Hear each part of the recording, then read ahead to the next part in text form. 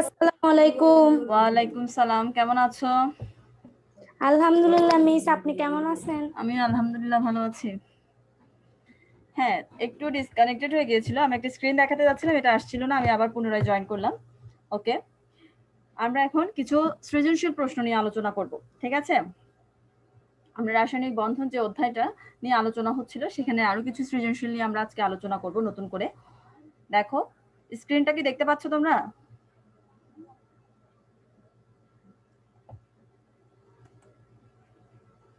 No miss. Tabassum, তুমি কি দেখতে পাচ্ছ? আসসালামু আলাইকুম মিস। ওয়ালাইকুম সালাম। স্ক্রিনটা দেখতে পাচ্ছ? মিস স্ক্রিন দেখা যাচ্ছে কিন্তু হ্যাঁ এখন আসছে, আবার চলে গেছে। ওকে, আমি আবার নতুন করে দিচ্ছি তবে। হ্যাঁ, এবার দেখতে পাচ্ছ? লোড নিচ্ছে। ওকে, একটু হ্যাঁ নেটওয়ার্ক আসছে প্রবলেম। আসছে এবার ওকে, আসছে। এখানে একটা প্রশ্ন দেখতে পাচ্ছ? আমরা স্ক্রিনে কিন্তু একটা প্রশ্ন দেখতে পাচ্ছি, যেটা উদ্দীপকে দেওয়া হয়েছে এক্স ও ওয়াই দুইটা মৌল যাদের পারমাণবিক সংখ্যা দেওয়া হয়েছে 20 এবং 17। ঠিক আছে, তাহলে 20 এবং 17 বিশিষ্ট মৌলগুলো কি কি? আমরা 20 এবং 17 পারমাণবিক সংখ্যা বিশিষ্ট কোন মৌলগুলোকে জানি?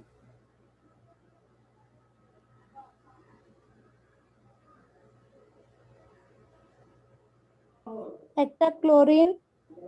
হ্যাঁ, 70 পারমাণবিক সংখ্যা বিশিষ্ট, সেটা হলো ক্লোরিন। আর 20? ক্যালসিয়াম।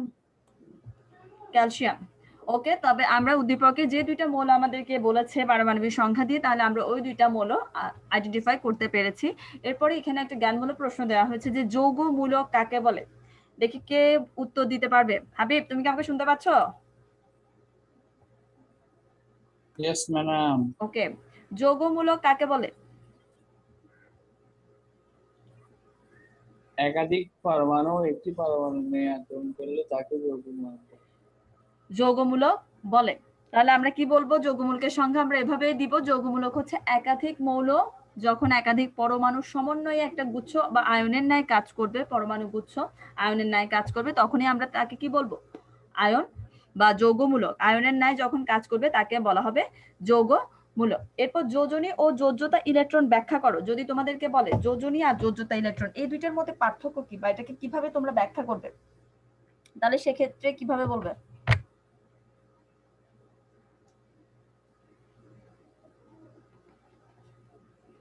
যোজনী, আমি গত ক্লাসে যোজনী আর যোজ্যতা ইলেকট্রন সম্পর্কে কিন্তু বলেছিলাম। যোজ্যতা ইলেকট্রন হলো কোন মৌলের সবচেয়ে শক্তিশালী ইলেকট্রন সংখ্যা।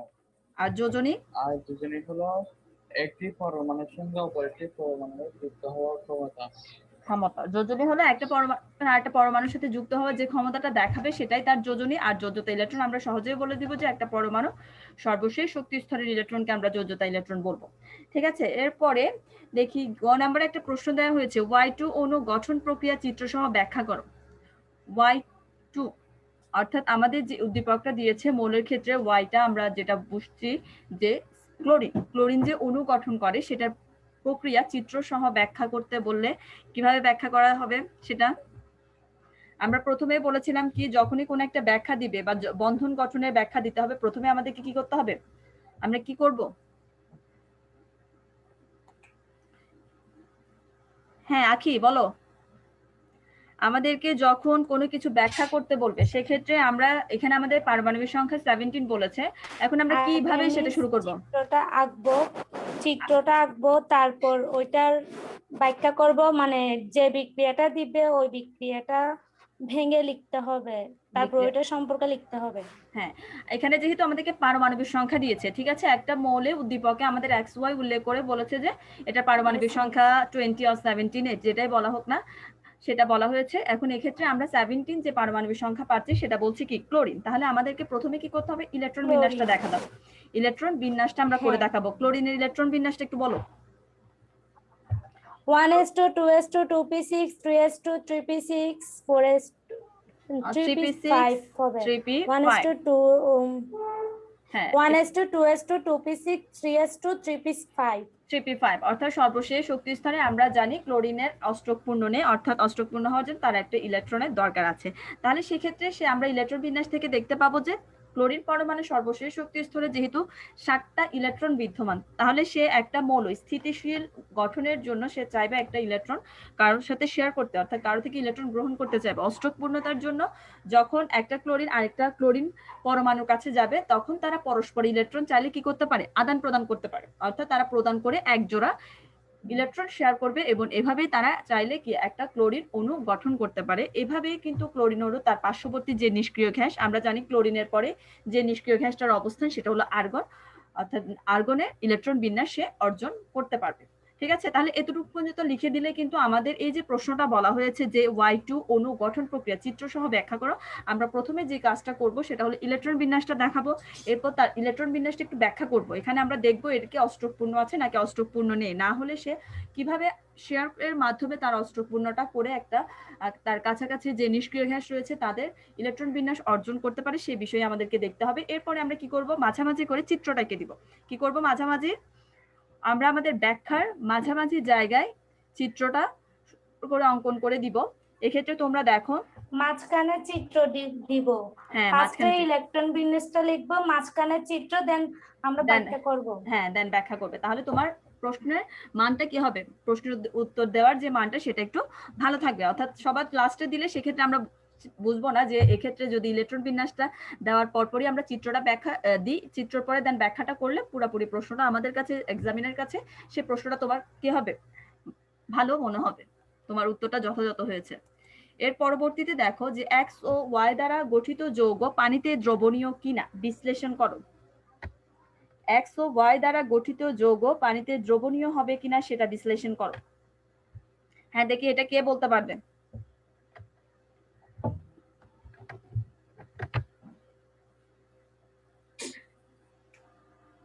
তোমাদের মধ্যে কে এই প্রশ্নটার ব্যাখ্যা দিবে? এক্স ও ওয়াই দ্বারা গঠিত যৌগ পানিতে দ্রবণীয় কিনা বিশ্লেষণ করো।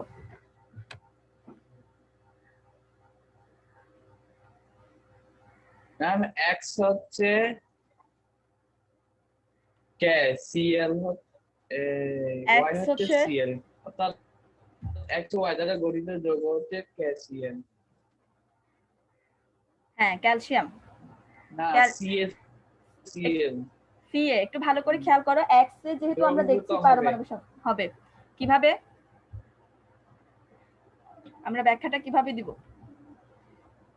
প্রথমে যে কাজটা করবে সেটা হলো কি, তোমরা যেহেতু এক্স ও ওয়াই দুইটার মৌল সম্পর্কে জানতে পেরেছো, এক্স হলো পারমাণবিক সংখ্যা 20, তাহলে আমরা বলতে পারছি এক্স হলো ক্যালসিয়াম সিএ, এবং ওয়াই মৌলটা হলো যেহেতু পারমাণবিক সংখ্যা দেখছি 70 সে হলো ক্লোরিন। এরপরে আমরা তার ইলেকট্রন বিন্যাসটা দেখাবো। এরপরে যে ব্যাখ্যাটা দিতে বলেছিলাম সেটা হলো ইলেকট্রন বিন্যাসে কিভাবে সে আছে অবস্থানটা, তার কি অষ্টক পূর্ণ আছে বা অষ্টক পূর্ণ থেকে বেশি অতিরিক্ত ইলেকট্রন আছে নাকি ঘাটতি আছে সেটা আগে আমাদেরকে খেয়াল করতে হবে। ঠিক আছে, ক্যালসিয়ামের ক্ষেত্রে আমরা কি দেখতে পাবো, তার কি ইলেকট্রনের ঘাটতি রয়েছে নাকি তার কাছে অতিরিক্ত ইলেকট্রন আছে?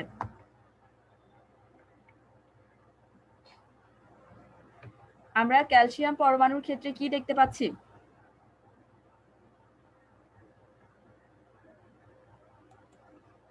ক্যালসিয়ামের ঘাটতি আছে নাকি অষ্টক পূর্ণ আছে? হ্যাঁ দীপান্বিতা শুনতে পাচ্ছ? আমরা একটু পরে ছিলাম, হ্যাঁ বলো। অষ্টক পূর্ণ আছে, অষ্টক পূর্ণ আছে, আর অষ্টক পূর্ণ হওয়ার পরে কিন্তু তার কি আছে, অতিরিক্ত 2টা ইলেকট্রন আছে। ক্যালসিয়াম পরমাণু সর্বশেষ দুইটা বেশি আছে, ঘাটতি নাই, ঘাটতি নেই, বরঞ্চ সেখানে কি আছে, অতিরিক্ত আছে। ক্যালসিয়াম পরমাণু তার সর্বশেষ 2টা বেশি, হ্যাঁ, তাহলে সে কি করতে পারে, চাইলে এই 2টা ইলেকট্রন সে ত্যাগ করতে পারে। ত্যাগ করে কিসে পরিণত হবে, করতে পারবে, ত্যাগ করে সে ক্যাটায়নে পরিণত হবে। আমরা জানি যে সকল মৌল ইলেকট্রন ত্যাগ করে পজিটিভ আয়নে ধনাত্মক চার্জে পরিণত হয়, সে কিসে পরিণত হয়, ক্যাটায়ন, আমরা তাকে বলি ক্যাটায়ন। এক্ষেত্রে ক্যালসিয়াম যখন তার অতিরিক্ত 2টা ইলেকট্রন ত্যাগ করবে সে ক্যালসিয়াম ক্যাটায়ন অর্থাৎ ক্যালসিয়াম 2+ পরিণত হবে। আর যখন সে ক্যালসিয়াম 2+ পরিণত হবে অর্থাৎ সে 2টা দিয়ে দিয়েছে, তাহলে নিকটবর্তী নিষ্ক্রিয় গ্যাসের ইলেকট্রন বিন্যাস অর্জনের কাছাকাছি সে অর্জন করতে পারবে। অন্যদিকে আমরা যখন ক্লোরিনের দিকে খেয়াল করব, ক্লোরিনের ইলেকট্রন বিন্যাসে কি ঘাটতি আছে নাকি বাড়তি আছে? ঘাটতি আছে মিস। ঘাটতি আছে, ঘাটতি থাকলে সে কি করবে, তার কাজটা কি, যখন সে ঘাটতি পাবে তার ইলেকট্রন সে গ্রহণ করবে। হ্যাঁ গ্রহণ করার টেন্ডেন্সি তার মধ্যে তৈরি হবে, অর্থাৎ সে চাইবে যে তার Yes, সর্বশেষ miss. শক্তি স্তরটা পরিপূর্ণ হোক, অর্থাৎ যেহেতু 7টা আছে সে আরেকটা ইলেকট্রন যদি পায় সে ইজিলি অষ্টকপূর্ণ হতে পারবে। অষ্টকপূর্ণ হবে। হ্যাঁ অষ্টকপূর্ণতার জন্য সে কি করবে, ক্লোরিন একটা করে ইলেকট্রন গ্রহণ করতে চাইবে এবং যখনই সে গ্রহণ করবে সে ক্লোরাইড আয়নে পরিণত হবে বা ক্লোরাইড অ্যানায়নে পরিণত হবে। ক্লোরাইড আয়ন বা ক্লোরাইড অ্যানায়ন অর্থাৎ যে ঋণাত্মক চার্জে পরিণত হবে তাকে আমরা কি বলবো, অ্যানায়ন বলবো। অর্থাৎ ক্যাটায়ন ও অ্যানায়ন দুইটা বিপরীত চার্জের সৃষ্টি হবে এবং তারা একটা স্থির বৈদ্যুতিক আকর্ষণ বা ইলেকট্রোস্ট্যাটিক আকর্ষণের মাধ্যমে পরস্পরের সাথে কি হবে, যুক্ত হবে। যুক্ত হয়ে আয়নিক যৌগ, আমরা জানি যখন কোনো একটা যৌগের মধ্যে দুইটা বিপরীত প্রান্তের সৃষ্টি হবে এবং সেখানে এক ধরনের আকর্ষণ বল, ইলেকট্রোস্ট্যাটিক বল আকর্ষণ কাজ করবে, সেক্ষেত্রে তারা কোন যৌগ গঠন করবে, তারা কোন যৌগ গঠন করবে, যখন বিপরীত দুইটা আয়নের মাধ্যমে পরস্পরের সাথে যুক্ত হবে বৈদ্যুতিক আকর্ষণের মাধ্যমে, তখন তারা কোন ধরনের যৌগ গঠন করবে, আয়নিক যৌগ নাকি সমযোজী যৌগ? আয়নিক যৌগ গঠন করবে। হ্যাঁ গুড, আয়নিক যৌগ। আয়নিক যৌগ। তাহলে এক্ষেত্রে আমরা যেহেতু ক্যালসিয়াম ক্লোরিন দুইটা পরমাণু ছিল, তারা পরস্পরের সাথে ইলেকট্রন আদান প্রদানের মাধ্যমে ক্যালসিয়াম ক্লোরাইড নামক যৌগ গঠন করবে। এবং তোমরা এভাবে করে দেখো, স্ক্রিনের দিকে খেয়াল করো, তোমরা সমীকরণগুলো, ঠিক আছে, রিঅ্যাকশনগুলো এভাবে দেখাবে যে ক্লোরিন যখন ইলেকট্রন কি করবে, ত্যাগ করবে, সে ক্যালসিয়াম 2 প্লাসে পরিণত হবে ক্যালসিয়াম, এবং ক্যালসিয়ামের ত্যাগকৃত ইলেকট্রন ক্লোরিন গ্রহণ করে ক্লোরাইড আয়নে পরিণত হবে। তখন দেখা যাবে কি, আমরা ইলেকট্রন গুলো বাদ যাবে এবং বাকি যে মৌলগুলো থাকবে যেমন ক্যালসিয়াম ক্লোরিন, এরা বিক্রিয়া করে ক্যালসিয়াম ক্লোরাইড গঠন করছে, বিক্রিয়া করবে। হ্যাঁ তাহলে এখন এক্ষেত্রে এই ব্যাখ্যাটা দেখে বলো কিভাবে ওরা পানিতে দ্রবণীয় হবে। পানিতে কেন দ্রবণীয় হওয়ার কথা বলছে, এটা একটা আমরা যৌগ বললাম গঠন হয়ে গেছে, এখন কিভাবে তারা পানিতে দ্রবণীয় হবে? হ্যাঁ হাবিব, তুমি কি বলতে পারবে কেন তারা পানিতে অক্সিজেন হাইড্রোজেনের চাইতে বেশি? হ্যাঁ আমরা জানি দ্রবণীয় হওয়ার জন্য কোথায় যেতে হবে তাদেরকে, পানিতে, অর্থাৎ পানিতে দ্রবণীয় হতে হবে। আমরা জানি যে কোনো হ্যাঁ পানিতে দ্রবণীয় হতে হবে, সেই কারণে এখানে পানির কথাটা এসেছে। হ্যাঁ বলতে পারবে? এখানে আমরা দেখতে পাচ্ছি যে পানি অবশ্যই পানিতে দ্রবণীয় হতে হবে যৌগটিকে। পানিতে আমরা দেখতে পারি দুইটা যৌগ নিয়ে, মৌল নিয়ে পানি যৌগটা গঠিত, সেখানে আমরা অক্সিজেন এবং হাইড্রোজেনকে দেখতে পাই, যার মধ্যে হাইড্রোজেন এবং অক্সিজেনের মধ্যে অক্সিজেনের তড়িৎ-ঋণাত্মকতার মান বেশি, যার কারণে পানিতে দুইটা বিপরীত মেরু সৃষ্টি হবে, যেটাকে বলা হয় পোলারিটি। অর্থাৎ অক্সিজেনে ঋণাত্মক চার্জের সৃষ্টি হবে এবং হাইড্রোজেনে ধনাত্মক চার্জের সৃষ্টি হবে, অর্থাৎ এরা পোলার যৌগ গঠন করবে।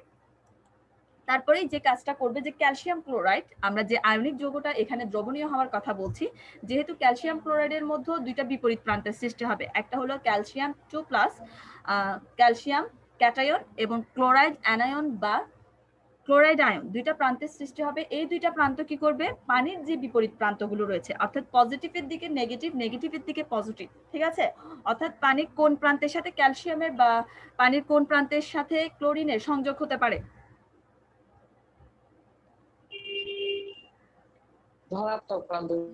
ধনাত্মক, যেহেতু ক্যালসিয়ামের সাথে হবে অক্সিজেনের, ঠিক আছে, যেহেতু ঋণাত্মক প্রান্ত, পজিটিভের সাথে নেগেটিভ, আর ক্লোরিনের সাথে হবে কার, হাইড্রোজেনের। এভাবে করে কিন্তু তারা কি করবে, পানির অণুর সাথে সংযোজিত হয়ে পানিতে দ্রবণীয় হবে।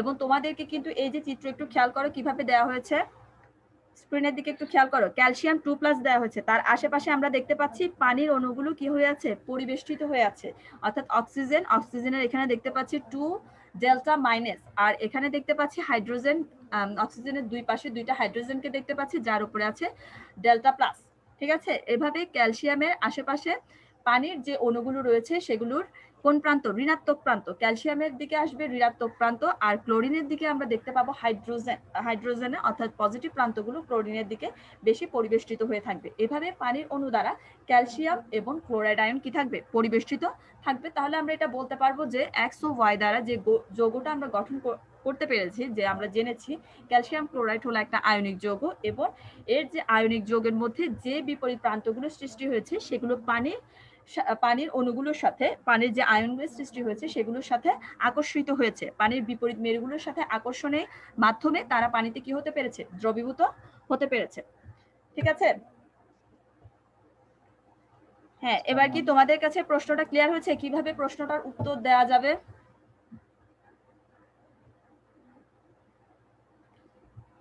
হ্যাঁ আখি, শুনতে পাচ্ছো?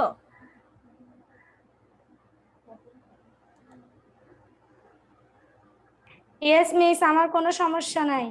ওকে, তাহলে আমরা এভাবে করে যে কোনো দ্রবণীয়তার ক্ষেত্রে যখন আমাদেরকে কোনো একটা উদ্দীপক উল্লেখ করে বলবে যে এরা যৌগ গঠন করে পানিতে দ্রবীভূত হতে পারবে কিনা, সেক্ষেত্রে আমরা যৌগটা গঠন করে দেখানোর পর পানিকে নিয়ে একটু বিশ্লেষণ করতে হবে যে কেন পানিতে আমরা দ্রবীভূত করব জিনিসটাকে। আমরা জানি পানি হলো একটা উত্তম দ্রাবক, অর্থাৎ যে কোনো সলিউশন, ম্যাক্সিমাম সলিউশন কিন্তু যৌগ কিসে দ্রবীভূত হতে পারে? পানিতে দ্রবীভূত হতে পারে, যার কারণে আমরা পানিটাকে আগে প্রথমে সিলেক্ট করবো এই দ্রবণীয়তার ক্ষেত্রে। ঠিক আছে, এর পরবর্তীতে দেখো আর একটা প্রশ্ন দেওয়া আছে, সেটা বলেছে পিএইচ কি। আচ্ছা, পিএইচ সম্পর্কে তোমাদের কোনো ধারণা আছে কি? পিএইচ, আমরা যে বিভিন্ন, যেমন পানিরও একটা পিএইচ থাকে, বা আমাদের ব্লাডেরও কিন্তু একটা পিএইচ থাকে। ঠিক আছে, যে কোনো তরল সলিউশন, এমনকি মাটিরও কি থাকতে পারে? পিএইচ থাকতে পারে। পিএইচ এর একটা রেঞ্জ আছে, অর্থাৎ অম্ল ক্ষার বা একটা মাঝামাঝি যে রেঞ্জ পিএইচ স্কেল রয়েছে, সে পিএইচ বলতে আমরা কি বুঝি?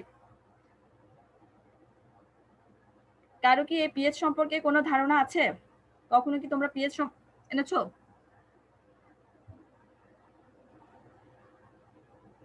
ইয়েস মিস, পড়ছি। হ্যাঁ, মনে আছে?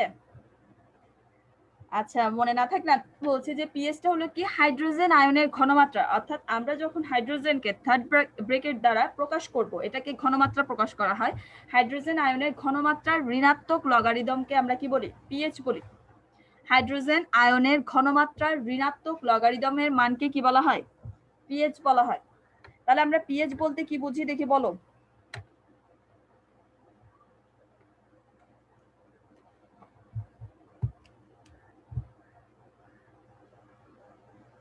পিএইচ বলতে কি বুঝো?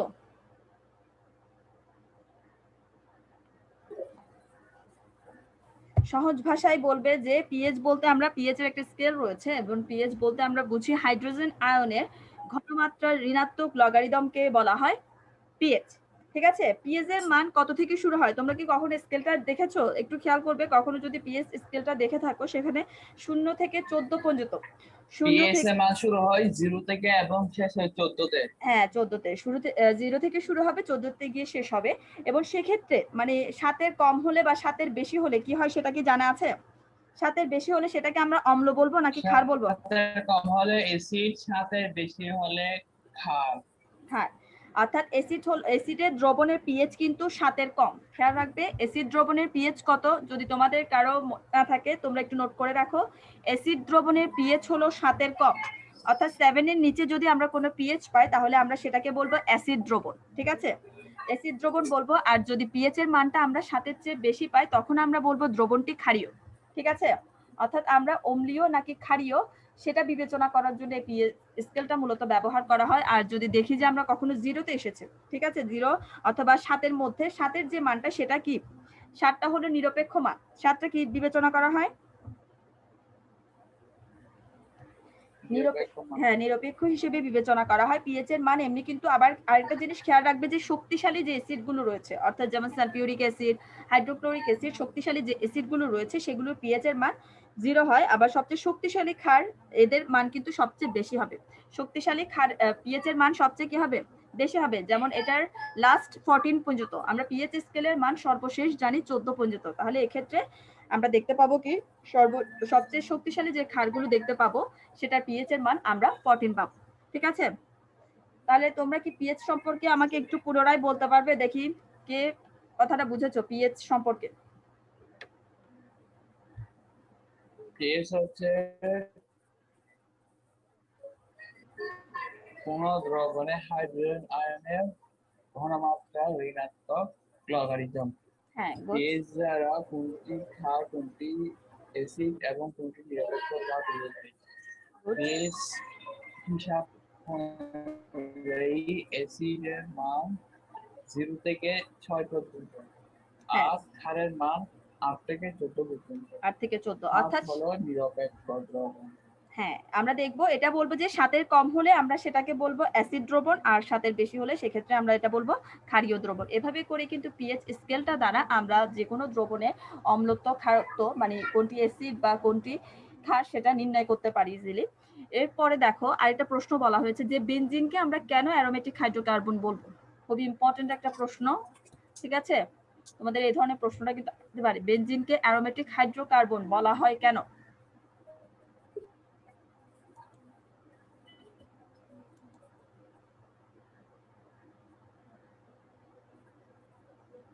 হ্যাঁ, ফার্স্টে আমাদের যে বিষয়টা জানতে হবে, আমরা বেনজিনের সংকেতটা কি তোমরা জানো? C6H6। আমরা বেনজিনের সংকেত কি জানি? C6H6, অর্থাৎ বেনজিন হলো 6 কার্বন বিশিষ্ট একটা সমতলীয় চাক্রিক যৌগ। বেনজিন কি 6 কার্বন বিশিষ্ট সমতলীয় একটি চাক্রিক যৌগ। তোমাদের এখানে স্ক্রিনের মধ্যে একটা চিত্র দেখতে পাচ্ছ, এটাই হলো বেনজিনের চিত্র। আমরা এভাবে আকারে ষড়ভুজ অর্থাৎ 6 কার্বন বিশিষ্ট একটা সমতলীয় চাক্রিক যৌগ এঁকে দিব। এখানে আমরা দেখতে পাচ্ছি একান্তর দ্বিবন্ধন। এখানে কয়টা দ্বিবন্ধন পরপর আছে, যার কারণে এটাকে বলা হচ্ছে একান্তর দ্বিবন্ধন বিদ্যমান। একান্তর। আর এখানে কয় সদস্য বিশিষ্ট? আমরা অ্যারোমেটিকের আরেকটা বৈশিষ্ট্য জানি যে অ্যারোমেটিক যৌগ হওয়ার জন্য কিছুটা বৈশিষ্ট্যের প্রয়োজন আছে। তাদেরকে অবশ্যই 5, 6 বা 7 সদস্যের সমতলীয় চাক্রিক যৌগ হতে হবে। সে 5ও হতে পারে বা 6 হতে পারে বা 7 সদস্যের হতে পারে, সমতলীয় চাক্রিক যৌগ হতে হবে। এবং সেই সকল অ্যারোমেটিক যৌগে অবশ্যই একান্তর দ্বিবন্ধন থাকতে হবে, অর্থাৎ কার্বন কার্বন একটা একক বন্ধন থাকতে হবে, আবার একটি কি থাকতে হবে? দ্বিবন্ধন। একান্তরের মানে হলো তোমরা খেয়াল রাখবে একক বন্ধন, একটা একটা কার্বনের আমরা একক বন্ধনও পাবো আবার দ্বিবন্ধনও পাবো, এটাকে বলা হবে একান্তর দ্বিবন্ধন। তাহলে আমরা দেখতে পাচ্ছি কি বেনজিনের চিত্রটা থেকেই বোঝা যাচ্ছে যে যখন আমরা চিত্রটা আঁকবো C6H6 এ, সেক্ষেত্রে দেখা যাবে 6 কার্বন বিশিষ্ট, অর্থাৎ এখানে যদি 6টা কার্বন দেওয়া হয় এবং তার আশেপাশে হাইড্রোজেন দেওয়া হয় 6টা, সেক্ষেত্রে সে কিভাবে গঠন করবে? 6 কার্বন বিশিষ্ট একটা সমতলীয় চাক্রিক যৌগ গঠন করবে, যেখানে দেখা যাবে কি একান্তর দ্বিবন্ধন বিদ্যমান। যেহেতু দেখছি আমরা অ্যারোমেটিক যৌগের সাথে বেনজিনের এই সকল বৈশিষ্ট্য মিলে গিয়েছে, তাহলে আমরা কি বলতে পারবো? বেনজিন একটি অ্যারোমেটিক হাইড্রোকার্বন বা অ্যারোমেটিক যৌগ। ঠিক আছে, তাহলে প্রশ্নটা বোঝা গিয়েছে বেনজিনকে কেন আমরা অ্যারোমেটিক হাইড্রোকার্বন বলবো? Yes miss. ওকে, এরপরে আরেকটা প্রশ্ন দেখো। হ্যাঁ, তোমরা একটু উদ্দীপকটা ভালো করে খেয়াল করো। 4 নাম্বার যে প্রশ্নটা দেখতে পাচ্ছ স্ক্রিনে, এখানে কি সালফার অক্সিজেনের সাথে বিক্রিয়া করে কি গঠন করতে পারে? দেখি বলো, রিঅ্যাকশন গুলো তোমরা বলবে। এখানে কিন্তু sulphur dioxide. Sulphur dioxide. Sulphur dioxide, good. আর NO2 এর সাথে বিক্রিয়া করে কি বিক্রিয়া করবে? Nitrogen trioxide. Nitrogen dioxide, NO3। এরপর কার্বন অক্সিজেনের সাথে বিক্রিয়া করে কার্বন ডাইঅক্সাইড। খুব ইজি একটা বিক্রিয়া, যে কার্বন অক্সিজেনের সাথে বিক্রিয়া করে কার্বন ডাইঅক্সাইড গ্যাস তৈরি করবে। তাহলে এক্ষেত্রে যেটা বলা হয়েছে, গ নাম্বার প্রশ্ন আমরা দেখতে পাচ্ছি X ও Y যৌগের, অর্থাৎ যে প্রথম দুইটা রিঅ্যাকশনের উৎপাদ ছিল সে যৌগের অণুতে মুক্ত জোড় এবং বন্ধন জোড় ইলেকট্রনের সংখ্যা নির্ণয় করো।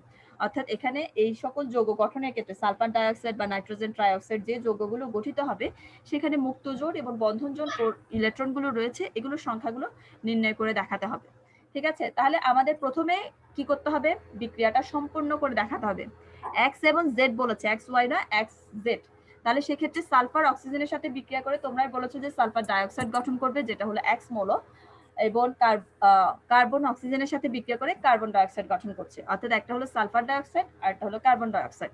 এদের গাঠনিক সংকেত কিভাবে লিখবে? আমরা অ্যাসিড দুই পাশে কি দিব? দুইটা হাত দিব, হাত দুই পাশে দুইটা কি থাকবে? অক্সিজেন থাকবে। ঠিক আছে, এখানে আমরা দেখতে পাবো যে সালফারের ক্ষেত্রে কি দুইটা মুক্তজোড় ইলেকট্রন থাকবে এবং অক্সিজেনের ক্ষেত্রেও মুক্তজোড় ইলেকট্রন দেখতে পাবো। সেম ভাবে আমরা যখন কার্বনের ক্ষেত্রে খেয়াল করবো, কার্বনের 4টা হাত, 4টা হাতের চারপাশে কি থাকবে? দুইটা অক্সিজেন পরমাণু থাকবে দুই দিকে, সেখানেও আমরা কিছু মুক্তজোড় এবং বন্ধন জোড় ইলেকট্রন দেখতে পাবো। তাহলে এভাবে করে আমরা মাঝামাঝি করে এদের গাঠনিক সংকেতটা দেখাবো। দেখানোর পর আমাদের যে কাজটা করতে হবে, আমরা কি দেখাবো? ইলেকট্রন বিন্যাস। এইটাও বলেছিলাম যে কোনো মৌলের ব্যাখ্যার ক্ষেত্রে আমাদেরকে অবশ্যই সেটার ইলেকট্রন বিন্যাসটা দেখানো খুবই জরুরি। তাহলে সালফারের ইলেকট্রন বিন্যাসটা কিভাবে করবেন? সালফারের ইলেকট্রন বিন্যাস,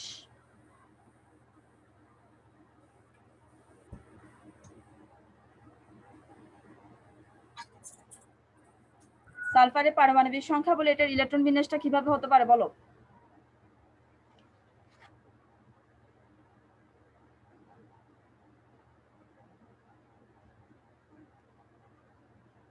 হ্যাঁ, শুনতে পাচ্ছ আমাকে? সালফার, সালফার হলো 16 পারমাণবিক সংখ্যা বিশিষ্ট মৌল। সেক্ষেত্রে আমরা এটার ইলেকট্রন বিন্যাসটা ব্যাখ্যা করব। ইলেকট্রন বিন্যাসটা একটু বলো তোমরা। হ্যাঁ হাবিব, শুনতে পাচ্ছ?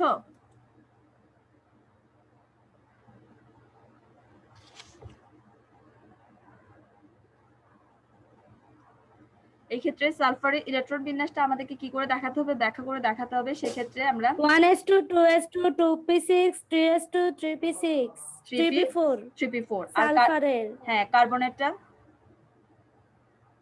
1s2 2s2 2p6 2p6, তাহলে 6টা হয়ে গেছে। অক্সিজেনে 1s2 2s2 2p4 4, অর্থাৎ টোটাল 8টা পারমাণবিক সংখ্যা বিশিষ্ট অক্সিজেনের ইলেকট্রন বিন্যাসটা বলা হয়ে গেল। এক্ষেত্রে ইলেকট্রন বিন্যাস দেখানোর সঙ্গে সঙ্গে আমাদের যে কাজটা করতে হবে, আমরা এটা ব্যাখ্যাটা করব। যেমন প্রথমে ব্যাখ্যা করব কিসের, এক্স মৌলটা, অর্থাৎ সালফার ডাইঅক্সাইড। সালফার ডাইঅক্সাইডের ক্ষেত্রে কি দেখতে পাচ্ছ, সালফার পরমাণুর কয়টা বিজোড় ইলেকট্রন রয়েছে আমরা দেখতে পেয়েছিলাম গাঠনিক সংকেতে। সালফার পরমাণুর ক্ষেত্রে বিজোড় ইলেকট্রন 4টা বিজোড় ইলেকট্রন কয়টা দেখতে পাচ্ছি আমরা। সালফারে এখানে ইলেকট্রন বিন্যাসও দেখা যাচ্ছে, এস পরমাণু 4টা বিজোড় ইলেকট্রন শেয়ার করতে পারবে, অর্থাৎ যোজ্যতা স্তরের অবশিষ্ট যে 2টা ইলেকট্রন আছে, এখানে যে মুক্তজোড় ইলেকট্রনটা দেখতে পাচ্ছ, এগুলোই হলো যোজ্যতা স্তরের অবশিষ্ট 2টা ইলেকট্রন যেগুলো মুক্তজোড় গঠন করে। আবার সেম ভাবে যদি আমরা কার্বনের দিকেও খেয়াল করি, সেক্ষেত্রে আমরা দেখতে পাবো কার্বন ডাইঅক্সাইড যৌগে কার্বন পরমাণুর যোজ্যতা স্তরে কয়টা ইলেকট্রন দেখতে পাচ্ছ কার্বনে? হ্যাঁ 2টি 4টি, অর্থাৎ 4টি বিজোড় ইলেকট্রন। দুইটা কয়টা, 4টা বিজোড় ইলেকট্রন আমরা দেখতে পাচ্ছি, যেগুলো হ্যাঁ 4টি। এগুলো সবগুলোই কিন্তু বন্ধন গঠনে অংশগ্রহণ করবে এবং উভয় যৌগ কার সাথে যৌগ গঠন করতে দেখা গেছে, উভয় মৌল কার সাথে যৌগ গঠন করতে দেখা গেছে, সালফার এবং কার্বন, সালফার ডাইঅক্সাইড কার্বন অক্সিজেনের সাথে, অর্থাৎ উভয় যৌগ আমরা দেখতে পাচ্ছি অক্সিজেন পরমাণুর সাথে কি করছে, তাদের মুক্ত যৌগগুলো এর ক্ষেত্রে গঠন করবে, অক্সিজেনের সাথে গঠন করছে, অর্থাৎ উভয় যৌগের প্রতিটি অক্সিজেন পরমাণুতে আমরা 2টা করে মুক্ত জোড় ইলেকট্রন বিদ্যমান দেখতে পাচ্ছি। তাহলে এখন আমরা মোটামুটি কি করতে পারবো, এদের ব্যাখ্যাটা, অর্থাৎ এখানে কতটি ইলেকট্রন আছে সেটার ব্যাখ্যাটা দিতে পারবো। যে সালফার ডাইঅক্সাইডে আমরা বন্ধন জোড় ইলেকট্রন কয়টা দেখছি, সালফারের ক্ষেত্রে আমরা বন্ধন জোড় ইলেকট্রন দেখছি, সালফারের আছে 2টা, ঠিক আছে। এরপরে অক্সিজেনে আছে 4টা, ঠিক আছে। 4-এর সাথে 2 কয়টি হবে, তাহলে আমরা বন্ধন জোড় ইলেকট্রন কয়টা পাবো, সালফার ডাইঅক্সাইড 8টি 4 দুগুণে 8, অর্থাৎ সালফার ডাইঅক্সাইড যোগে আমরা বন্ধন জোড় ইলেকট্রন পাবো 8টি। আর মুক্ত জোড় খালি কয়টা আছে, 10টি। কিভাবে, এখানে 4টা দেখতে পাচ্ছি, এখানে 4টা, তারপর মাঝখানে আছে 2টা, টোটাল সবগুলো মিলে 4 4 2, অর্থাৎ 10টা মুক্ত জোড় ইলেকট্রন আমরা এখানে দেখতে পাচ্ছি। এরপর দেখি কার্বন ডাইঅক্সাইডেরটা বলো তোমরা, চিত্র দেখে বলো।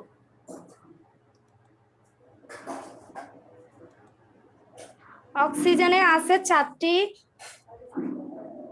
হ্যাঁ তারপরে কার্বনের, এখানে কার্বনটা হয়তো দেখানো হয়নি, 2টি। কার্বনের ক্ষেত্রে আমরা পাবো 2টি, সালফারের মতোই, সালফারে যেভাবে দেওয়া হয়েছে কার্বনের 2টি, মোট 4 দুগুণে 8টি। আর মুক্ত জোড় ইলেকট্রন সেম 8টি, এখানেও 8টি পাবে, 4 দুগুণে 8, অর্থাৎ এভাবে করে আমরা কিন্তু যে কোনো যৌগ গঠনের ক্ষেত্রে তারা কোন ধরনের বন্ধন, অর্থাৎ এখানে বন্ধন ইলেকট্রন সংখ্যা কয়টা বন্ধনে আছে বা কয়টা মুক্ত অবস্থায় আছে সেই জিনিসগুলোর একটু ব্যাখ্যা করে দিব, ঠিক আছে। ওকে, এরপরে দেখো আরেকটা ঘ নাম্বার একটা প্রশ্ন দিয়েছে 4 নাম্বারের জন্য, যে পরিবেশের উপর XYZ গ্যাসের ভূমিকা। অর্থাৎ আমরা জানি 3টাই গ্যাস, এখানে সালফার ডাইঅক্সাইড, কার্বন ডাইঅক্সাইড এবং নাইট্রোজেন ট্রাইঅক্সাইড উৎপন্ন হচ্ছে। এই 3টা গ্যাস কিন্তু পরিবেশের জন্য এদের কি ভূমিকা রয়েছে সেটা ব্যাখ্যা করতে বলেছে। তাহলে আমরা এটা কি করব, ব্যাখ্যা করে দিব। তাহলে প্রথমে আমাদেরকে কি করতে হবে, যে কাজটা করতে হবে, আমরা বিক্রিয়াটা পরিপূর্ণ করে দেখাবো। আমাদের যে কাজটা যে XYZ দিয়ে দিয়েছে আমরা বিক্রিয়াগুলো কমপ্লিট করব, এবং আমরা যেহেতু জানি যে 3টা গ্যাস সম্পর্কে, একটা হলো সালফার ডাইঅক্সাইড, একটা নাইট্রোজেন ডাইঅক্সাইড, একটা হলো কার্বন ডাইঅক্সাইড, এক্ষেত্রে NO প্লাস O2 মিলে কিন্তু নাইট্রোজেন ট্রাইঅক্সাইড হবে না, নাইট্রোজেন ডাইঅক্সাইড হবে। কি হবে, nitrogen dioxide, SO2 NO2 CO2, ঠিক আছে। ওকে, হ্যাঁ, 3টা গ্যাস উৎপন্ন হবে এবং এই 3টে কিন্তু অ্যাসিড বৃষ্টির জন্য। আমরা অ্যাসিড বৃষ্টির কথা মোটামুটি সকলেই জানি যে বৃষ্টির সাথে আমাদের অ্যাসিড মিশ্রিত হয়, অর্থাৎ কিছু আমরা কি পাই সেখানে গ্যাস মিশ্রিত পাই, যে কারণে এদেরকে বলা হয় অ্যাসিড বৃষ্টি এবং এদের স্বাদটা একটু অম্ল ধরনের হয়ে থাকে। তাহলে এই 3টা gas sulphur dioxide, nitrogen dioxide, carbon dioxide, এই 3টা কিন্তু অ্যাসিড বৃষ্টির জন্য দায়ী। কারণ যখন কার্বন ডাইঅক্সাইড আর নাইট্রোজেন ডাইঅক্সাইড এরা বাতাসে যে জলীয় বাষ্পগুলো থাকে এটার সাথে অ্যাসিড তৈরি করে। আমাদের এখানে যে বিক্রিয়াগুলো দেখানো হয়েছে সেখানে 2টা গ্যাস যেমন কার্বন ডাইঅক্সাইড এবং নাইট্রোজেন ডাইঅক্সাইড এরা কিন্তু কার সাথে বিক্রিয়া করে? বাতাসের জলীয় বাষ্পের সাথে বিক্রিয়া করে বিভিন্ন অ্যাসিড তৈরি করে। যেমন কার্বন ডাইঅক্সাইডের সাথে পানির বিক্রিয়ায় কোন অ্যাসিডটা তৈরি হয় দেখি, বলতে পারবে তোমরা? কার্বন ডাইঅক্সাইডের সাথে পানির বিক্রিয়ায় কোন অ্যাসিড তৈরি হয়?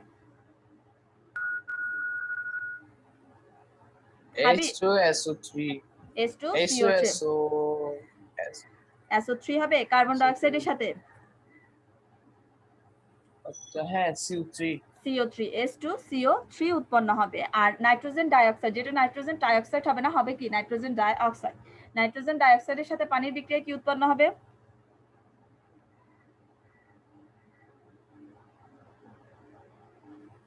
HNO3 হ্যাঁ, NO3 এবং HNO2। একটা হবে নাইট্রাস অ্যাসিড আর একটা হবে নাইট্রিক অ্যাসিড, ঠিক আছে? একটা কি হবে? Yes, miss. Nitrous acid, Nitrous acid, nitric acid. Nitrous acid এবং নাইট্রিক অ্যাসিড। একটা হবে HNO2 এবং আরেকটি হবে HNO3, অর্থাৎ 2টা অ্যাসিড এখানে উৎপন্ন হবে। এখানের মধ্যে নাইট্রাস আচ্ছা অ্যাসিড মিস, কিন্তু কোনটা ক্ষতিকর? বিশেষ করে নাইট্রিক অ্যাসিডটা, নাইট্রিক অ্যাসিড বেশি ক্ষতিকর। নাইট্রাস অ্যাসিড কিন্তু ক্ষণস্থায়ী। এই অ্যাসিডগুলো মোটামুটি কি একটু ক্ষণস্থায়ী বিধায় তার একটু ক্ষয়ক্ষতিটা কম হয়ে থাকে। এটা যখন বাতাসের অক্সিজেনের সাথে জারিত হয়, আমরা জানি যে কোনো একটা যৌগ যখন বাতাসের অক্সিজেনের সাথে জারিত হয় বিভিন্ন ধরনের অ্যাসিড তৈরি করে, যেমন নাইট্রিক অ্যাসিড উৎপন্ন করবে। সেটা এইভাবে করে কি হয়ে থাকে, অ্যাসিড বৃষ্টির জন্য কিন্তু মূলত এই অ্যাসিডগুলোই দায়ী। আবার দেখা যাচ্ছে কি আরেকটা রয়েছে সালফার ডাইঅক্সাইড। সালফার ডাইঅক্সাইডের কার্য কি? সেম ভাবে সে যখন পানির সাথে বিক্রিয়া করবে, আমার বাতাসের জলীয় বাষ্পের সাথে মানে H2 এর সাথে বিক্রিয়া করবে, সে কি উৎপন্ন করবে? H2SO3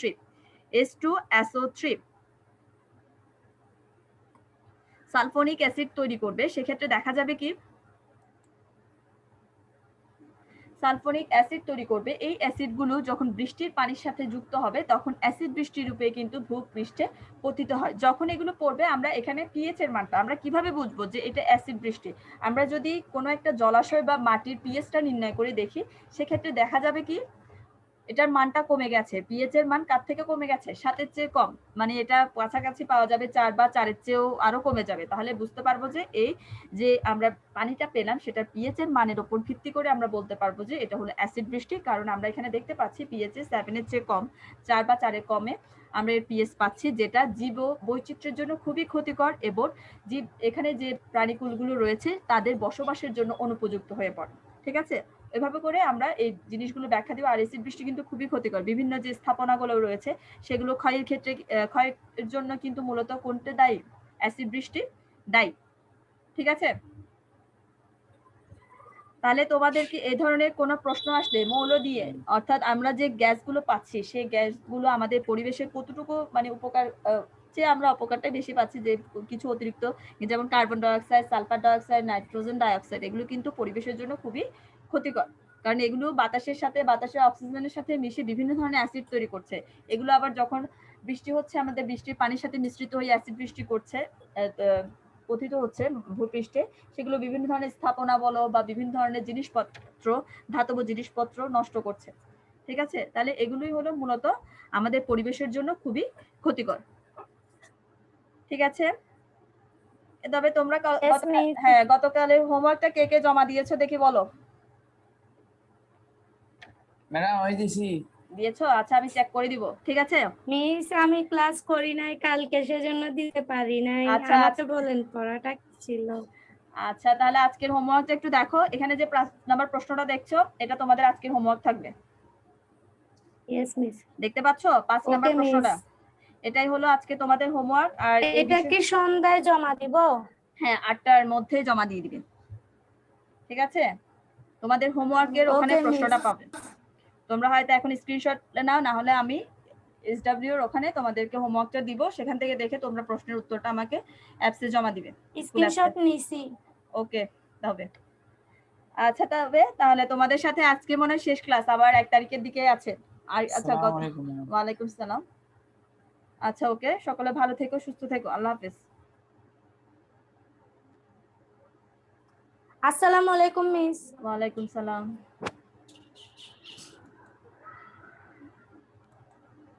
আসসালামু আলাইকুম মিস। ওয়ালাইকুম সালাম।